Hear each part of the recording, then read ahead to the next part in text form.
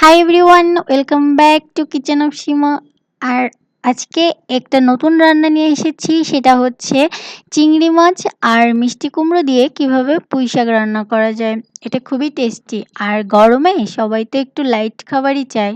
আর এতে আমি খুবই কম পরিমাণে তেল মশলা ব্যবহার করেছি, যেটা গরমের জন্য খুবই পারফেক্ট। আর যারা ডায়েট করতে যাচ্ছেন তারাও এটা খেতে পারেন, কোনো ব্যাপার না। তাহলে চলুন আমরা দেখে নিই কিভাবে মিষ্টি কুমড়া আর চিংড়ি মাছ দিয়ে পুঁই শাক রান্না করা যায়। চলুন শুরু করি।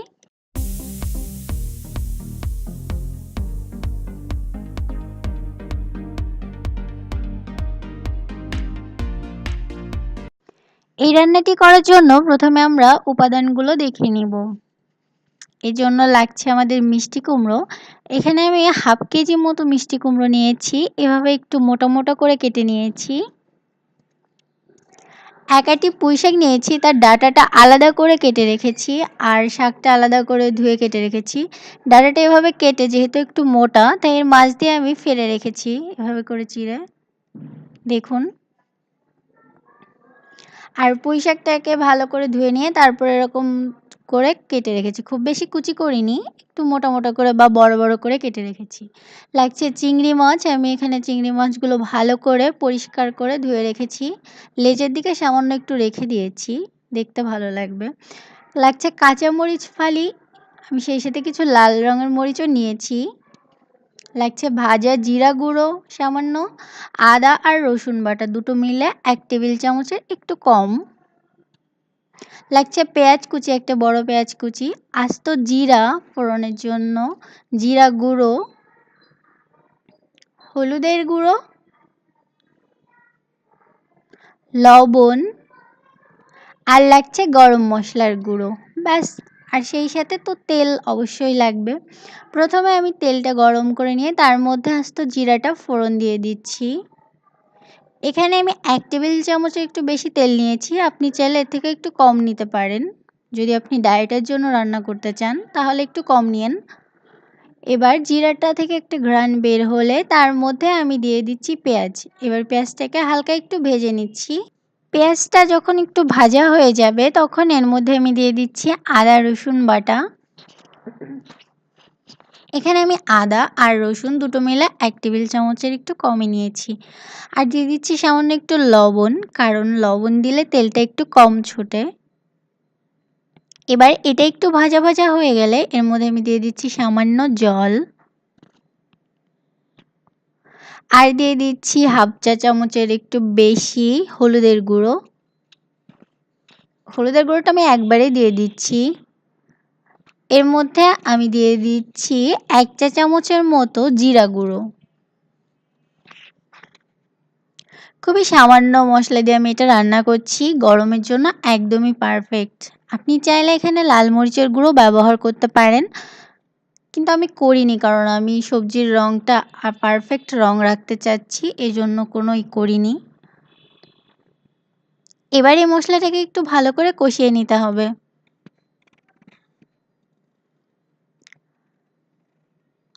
মশলাটা যখন একটু কষানো হয়ে যাবে, অর্থাৎ তেলটা ছেড়ে দিবে, তখন এর মধ্যে আমি দিয়ে দিচ্ছি চিংড়ি মাছগুলো। আপনি চাইলে চিংড়ি মাছ ভেজেও এখানে ব্যবহার করতে পারেন, কিন্তু আমি ভাজিনি, আমি এটাকে মশলার সঙ্গে কষিয়ে নিচ্ছি। কিছুক্ষণ কষালে চিংড়ি মাছের থেকে আর মশলা এটা থেকে তেলটা ছেড়ে দেবে, তখন এর মধ্যে আমি দিয়ে দিচ্ছি কাঁচামরিচের ফালিগুলো। তারপর নেড়ে চেড়ে এর মধ্যে আমি একে একে মিষ্টি কুমড়ো আর পুঁই শাকের ডাঁটাগুলো দিয়ে দিচ্ছি। এই দুটো আমি আগে দিচ্ছি, কারণ এই দুটো একটু সেদ্ধ হতে সময় লাগবে, আর শাক সেদ্ধ তাড়াতাড়ি হবে, এই জন্য এটা পরে দিব। এর মধ্যে আমি দিয়ে দিচ্ছি লবণ সামান্য, দিয়ে এটাকে একটু কষিয়ে নিতে হবে 2 থেকে 3 মিনিট।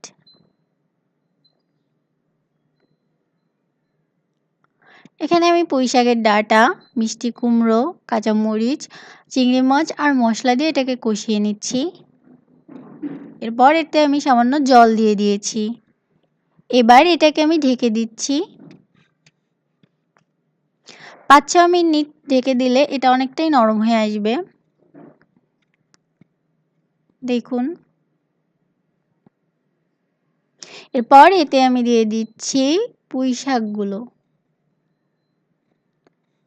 এবার এর মধ্যে দিচ্ছি সামান্য লবণ। এতে করে শাকটা তাড়াতাড়ি নরম হয়ে যাবে এবং এটাকে মিশিয়ে দিচ্ছি নেড়েচেড়ে। চুলার আঁচ প্রথম থেকে শেষ পর্যন্ত একই রাখতে হবে, তাহলে রংটা পারফেক্ট থাকবে। এই রান্নাটা খেতে খুবই মজা লাগে, আমার অনেক পছন্দের। শাকটাকে নেড়েচেড়ে দিলাম, দিয়ে আরও একবার ঢাকনা দিয়ে ঢেকে দিচ্ছি।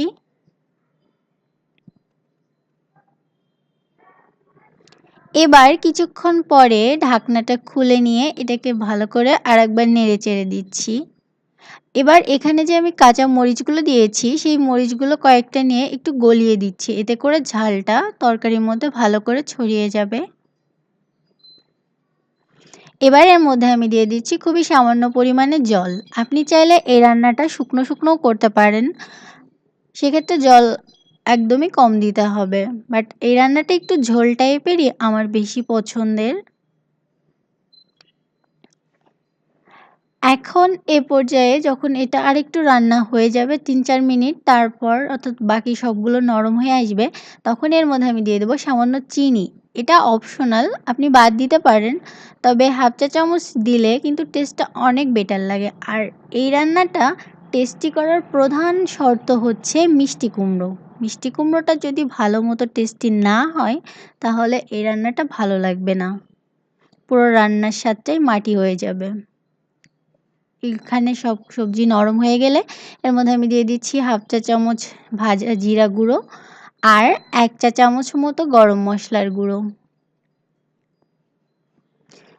তাই আমি রিকোয়েস্ট করব যে এই রান্নাটা করার সময় অবশ্যই আগে মিষ্টি কুমড়োটা একটু ভেজে খেয়ে দেখবেন কুমড়োটার টেস্ট কেমন। এটা আমি একটু ঝোল ঝোল রেখেছি কারণ আমার এভাবে ভালো লাগে। এটাকে আমি একটা সার্ভিং বলে উঠিয়ে দিচ্ছি। দেখুন খুব সহজেই তৈরি হয়ে গেল চিংড়ি মাছ আর মিষ্টি কুমড়ো দিয়ে পুঁই শাক। খেয়ে দেখুন, ভালো লাগবে।